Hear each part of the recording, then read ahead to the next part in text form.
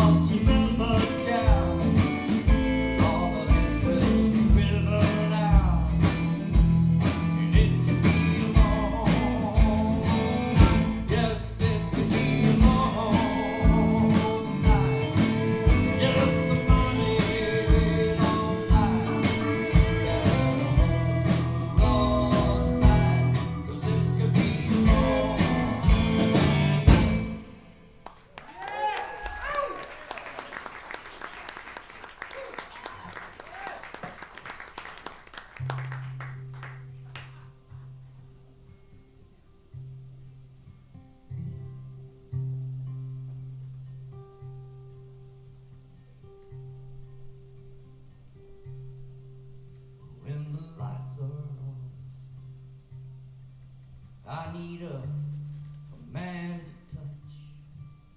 I need my back to bend. I need a heavy hand. I need a book to write. I need an easy fight. I need this day gone by. I need your dog to bite. See, I'm lonely now. I know it's hard for you. I know you know what to do, but still it's hard for you. Now the lights are off. I hear a ringing bell. I hear your sweet farewell. I hear your poet feel. I hear the birds of night. I hear the unwon fight. I hear your mind gone wild. I hear our unborn child. I know it's lonely now. I know it's hard for you. I know you know what to do, and still it's hard for you.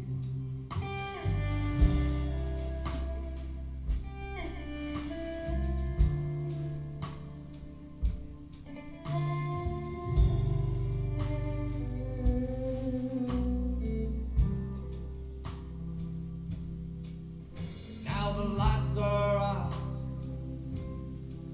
I'm in a stranger's dress.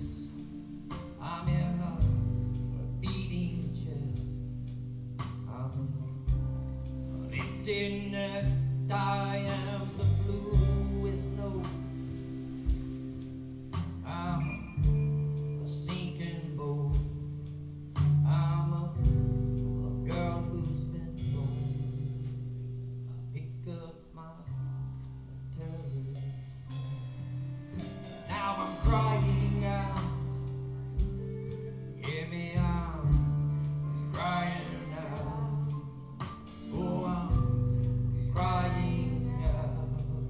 Yes, I'm crying out. Oh, I'm crying out. Hear me, I'm crying out. Oh, I'm crying out.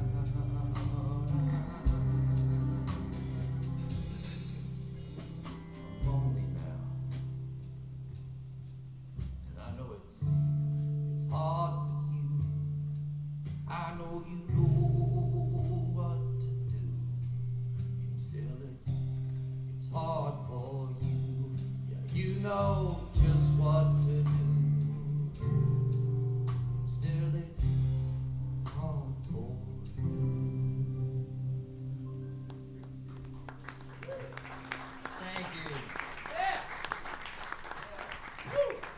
I'm in Austin now recording a record, and I'm doing a record. It's not like anything I've ever done before. It's all songs written by other people, and it's all women. All the songs on the record are written by women, and they're all friends of mine.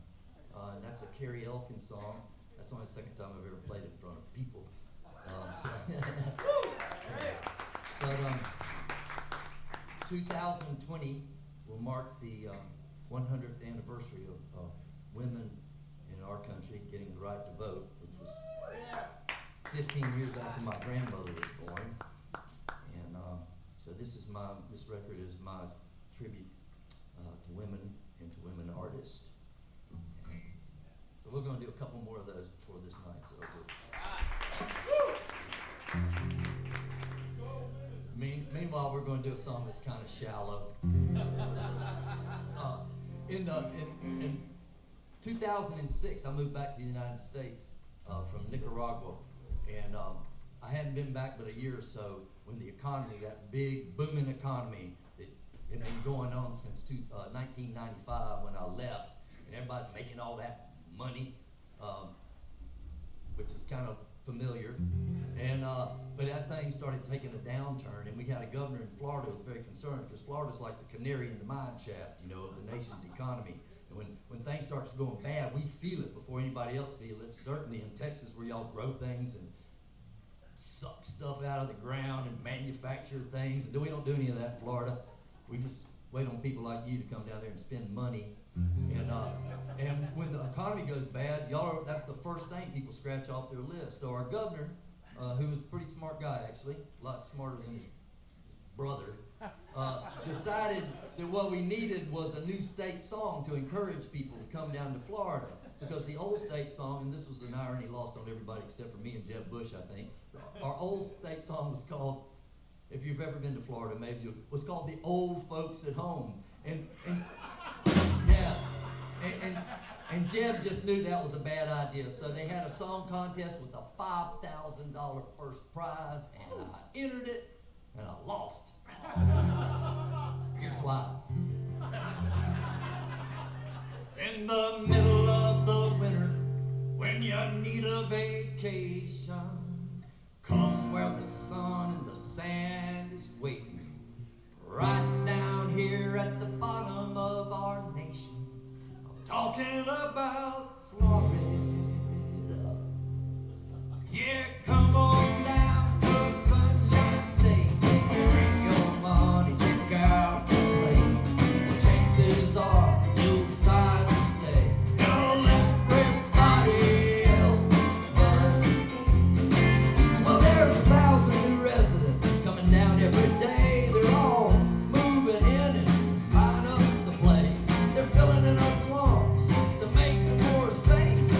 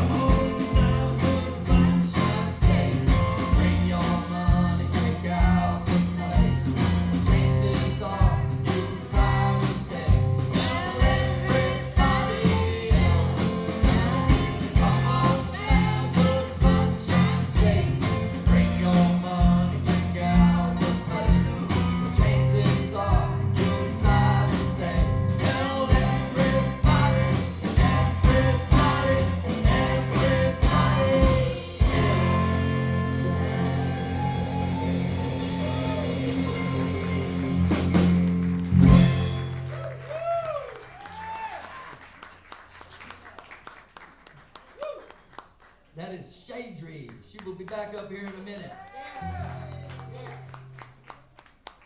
So, I tell you all of these songs that are on this record are songs that I heard in a live setting, just like we're here tonight. You know, this is a song I heard in a motel room in Kansas City, and it is also written by an Austin songwriter by the name of Allie Holder. Yeah. Let's see if we can do a little crash.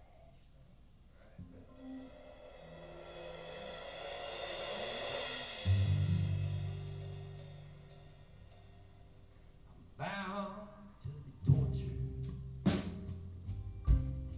You see, it's in my nature.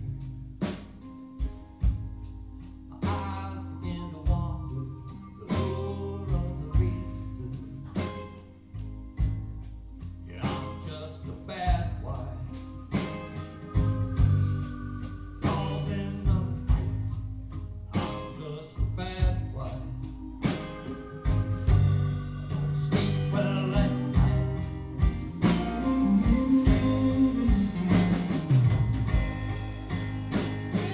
Never been tidy, never been one to clean.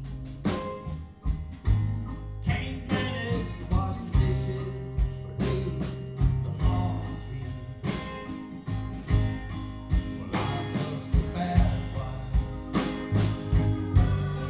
It's always about me. I'm just a bad wife. Struggle with tendency. I'm living a duality.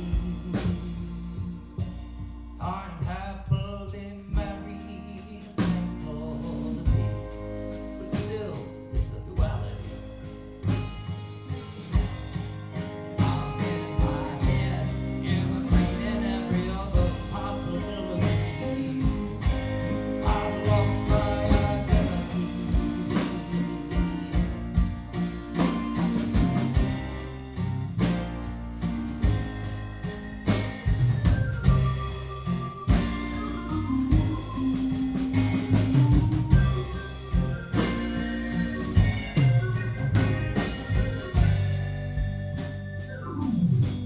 I'm prone to depression,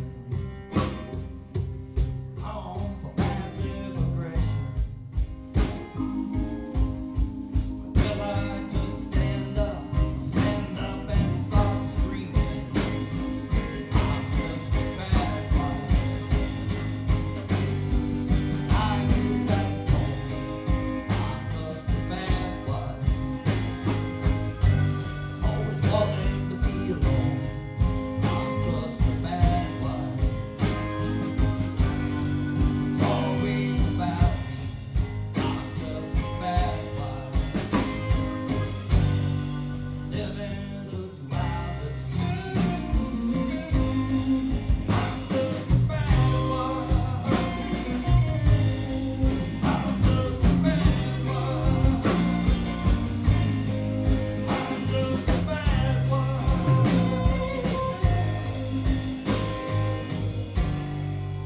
I'm such a bad, I'm a real bad wife.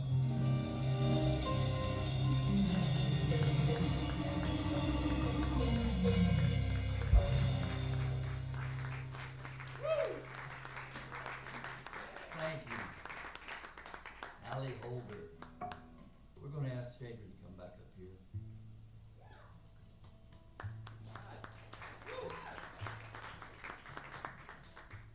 I always like playing this song in Texas because I always get to say that I'm from Florida, and that Florida is number 2 behind the state of Texas in state executions.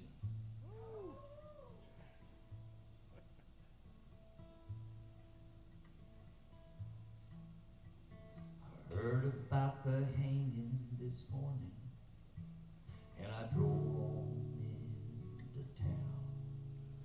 And there were gallows nailed up on the square, and a big crowd had gathered all around, selling postcards and cotton candy, and crucifixes and American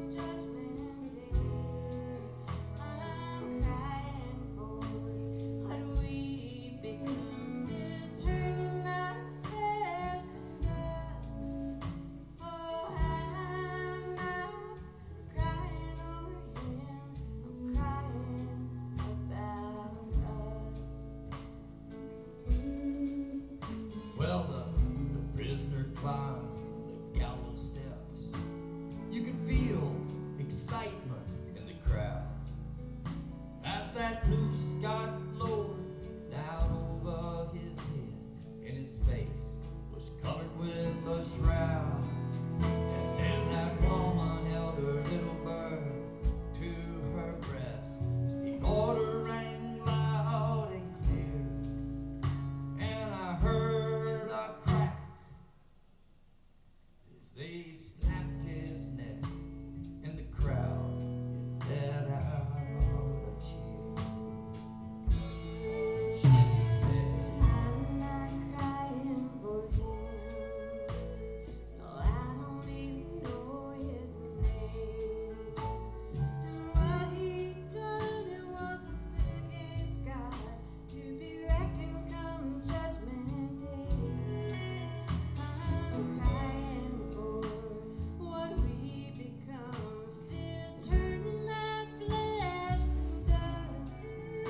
Oh, I'm not crying over him, I'm crying about us.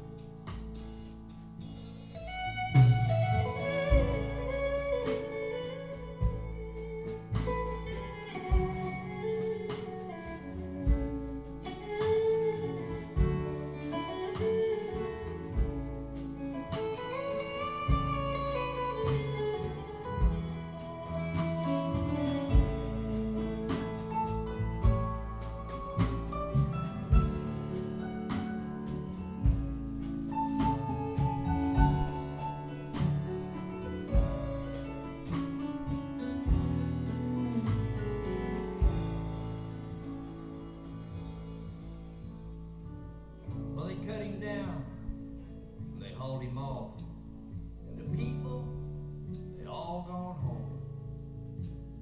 The wind blew trash through the empty street where that woman, she stood all alone. Then she knelt down on the gallows steps, and she bowed her head to pray. Then she raised her hands above her head, let that little bird fly away. She said, I'm not crying for him. I don't even know his name.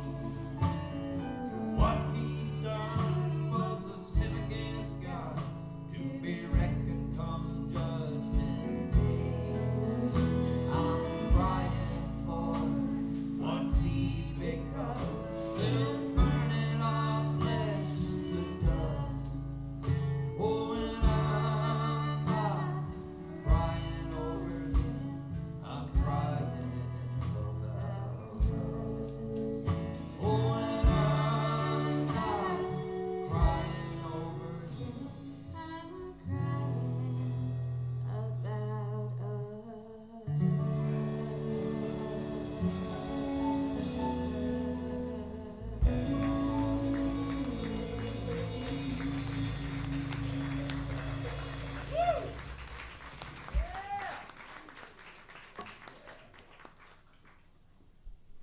I'll read another poem if I can. It was the morning after the coup.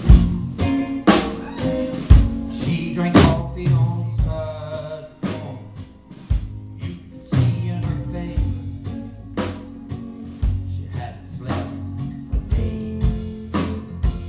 She smoked one right after the other, as if to soothe the revolution. Now that all the chains were broken on earth, as it were in heaven. She reflected on the struggle, the sacrifice of angels, and the blood left on the pages, drafted by the hooded lawyer. That's when she felt the pang of hunger for a world she could not order. And though empowered by the moment, she had no idea what to do. It was the morning after the coup.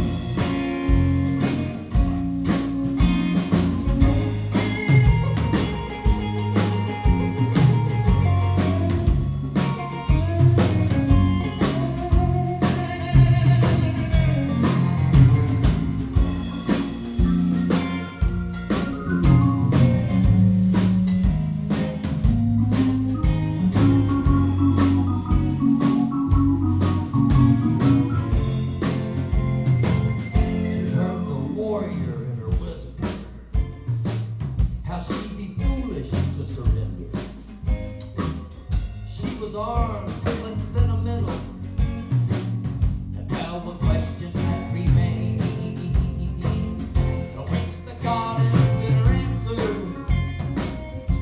in a voice so calm and gentle, that there was little left to lose now, and really nothing more to gain. Oh, the barricades had lifted, and the streets were clear of rubble. The captured flag was missing, and things were far from normal. The sanctuaries of tradition were occupied by new convictions. She was in a hostage situation and was to change her point of view. It was the morning after the coup. There's a great mythic sorrow and shooting through her like a spear. She lifts her hands and holds up to her heart. She feels it deep beneath her armor. It's like the flutter of a bird, a little engine of regret that stops and starts. She lays a tip down on the table, walks across the street, buys a paper, but the headlines, they're still empty. It's just the same old propaganda. And then somewhere out in the distance, she hears a siren go to wailing. That's when her tears, they just start falling, 'cause there is nothing left to prove. It's the morning after the coup.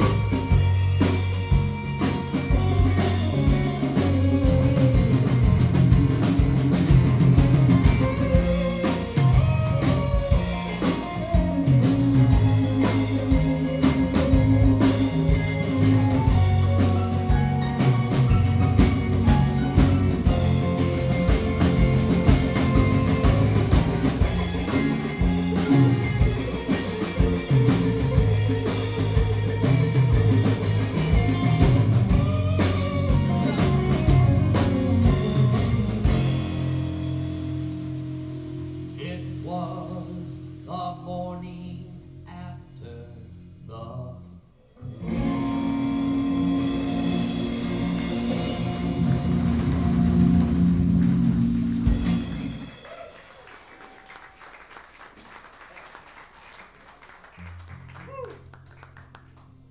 I am from Tallahassee, Florida. That's where I live now, but my family comes from a little town southwest of Tallahassee called Sop Choppy, Florida. And my great-grandfather, James Franklin Cochran, was one of the founding members of the little town of Sop Choppy back in 1911. At that time, it was a thriving little community of turpentiners and sawmillers and bootleggers. And they had, as my grandmother said, we had 2 theaters. But after all of that went down, Sop Choppy kind of went into decline. My grandfather, my great-grandfather, as I said, he signed that charter, and I went back and actually checked it. There was a provision in that charter in Sop Choppy that prohibited the American flag from being flown in downtown Sop Choppy. Now, I don't know if y'all would know why that is, but it had to do with the fact that my great-grandfather and his minions had their asses handed to him in that conflict, and every time they saw that flag, it just reminded them of their hubris and their vanity and the fact that they'd started a bar fight and lost, and so they were able to put that in there. And then, however, in the early 1960s and after World War II, when so many people from the community had fought for that flag and died for it, they began to soften up a little bit and actually began to have. They put a post office in downtown Sopchoppy where they flew the flag, and then they began having a little 4th of July celebration. And I think when they first started doing it, it was they were paying homage to the founders of the republic and the great experiment that this country is. But it didn't take long for it to kind of morph in a kind of thing where it was all about people trying to sell stuff, having floats, and then the politicians would get on the horse, they would pick them up, put the politicians on the horses, and they kind of go through downtown. And my favorite of all the floats was we had this guy named Cooter Mills. He had a well digging and septic tank company. I don't know if the same people in Texas put in your wells in your septic tanks. Maybe it is a phenomenon in Florida, I don't know. But Cooter had this low boy, and he put one of those septic tanks on it. I don't know if you've ever seen it. It's one of those fiberglass. It almost looks like a little submarine or something. And he put it on the low boy and wrapped the whole thing in bunting. Pulled it with a John Deere tractor, but he put kids inside of the septic tank. And then, as they were coming through on the parade, the kids would throw candy out of the septic tank into the crowd. And there was a group of people. This was in 2009 when this happened. There was a group of people who saw this happening, and this was before the whole resist thing started. But they saw that there was a hypocrisy going on, and they wanted to call them on it. And they decided that they would, and there was a very brave group of people, and the Wakulla County News called it an incident, and the incident is the subject of this song. Well, the gay and lesbian sons and daughters of the Southern Confederacy, they built a float and they entered it in our 4th of July parade. And there were ladies wearing leather and men wearing lace, and others wearing pink leotards. And with the swish and the swagger, they go strutting down the street, waving the stars and bars. Yeah, you gay and lesbian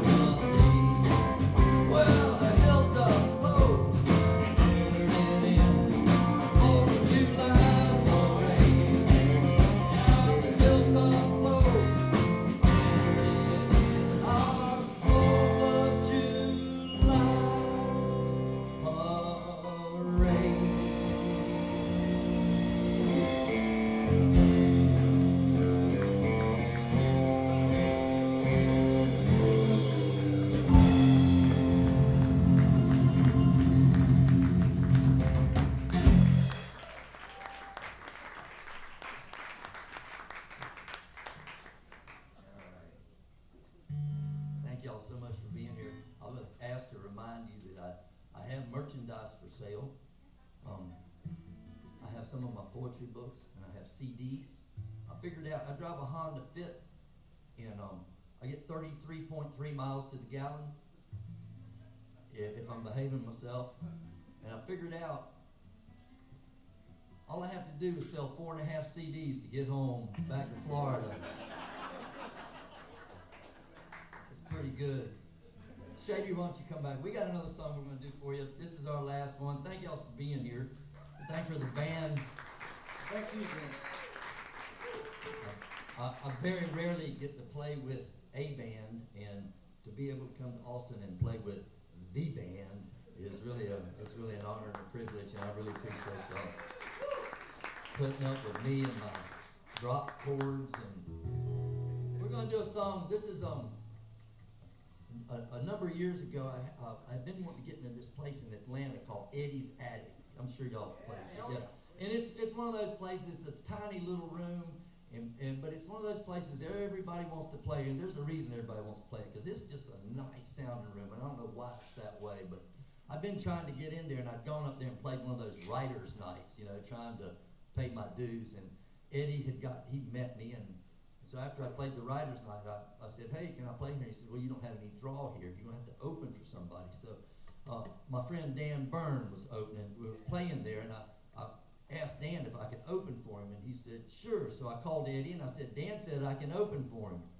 And he says, well, it pays $150, and it was 6 hours up and 6 hours back, but I figured that was pretty good. And so I went up and I played the show, and I sold 2 CDs. I made my $150, and I'm driving home, and I'm on I-75, and I get to Albany, Georgia, and I get pulled over on an interstate for going 75 miles an hour in a 60 mile an hour speed zone. And the young man, I'm pulled over, and like the blue lights are going in the car, and the young man comes up, and I give him my license. I said, are you going to write me a ticket? He says, I'm afraid so. I said, well, how much is it? He says, well, it's $180. And so, so I'm sitting there, and I'm all musicians, we all have a muse. We all have this thing that talks to us and encourages us every morning, and I have that, and it encourages me to keep going. But there's this other voice that can creep into my head from time to time. I don't know if this happens to you, but at times like that, it creeps into my head, and it says very negative things about me and my life and my career. What the hell are you thinking? Yeah, like, what the hell are you doing? You're too old for this, and you sing pitchy, and your guitar playing's really rudimentary, and all your stuff's dark, and you're bald, and nobody wants to hear this shit. You're wasting gas and burning rubber. So anyhow, she starts talking to me right there at that time with those blue lights going, and it was, it wasn't good. But I always traveled with this, one of these pads, legal pads, and I just took it out, and I just started writing these things that she was saying to me.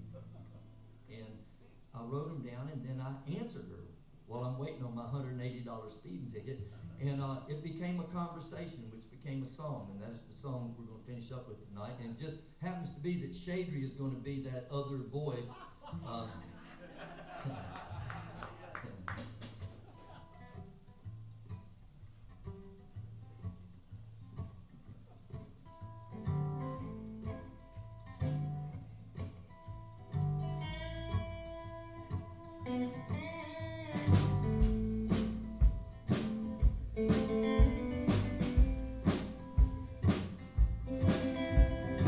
You're a slave to your imagination, chained to the throttle.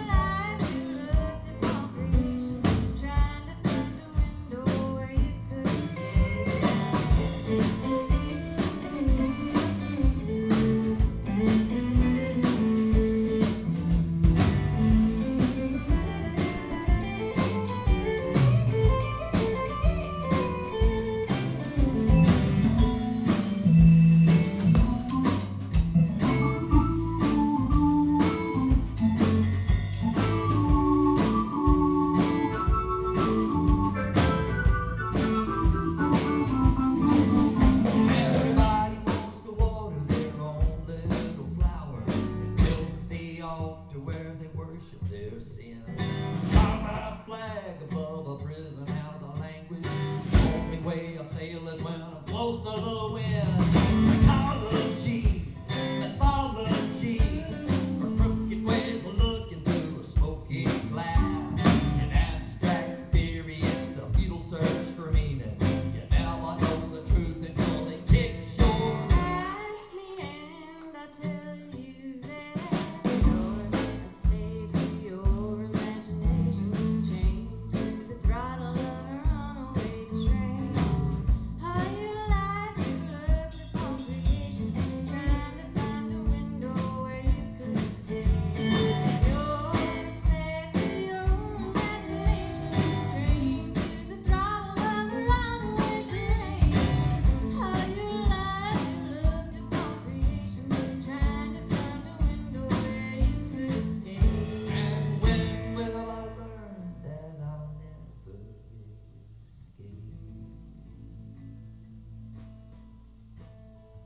Thank you all so much.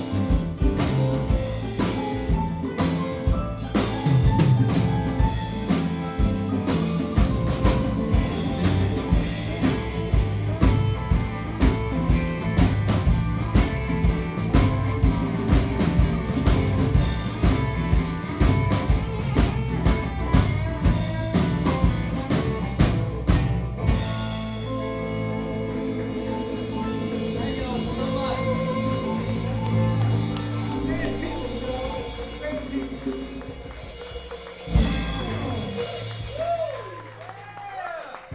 Thank you all so much.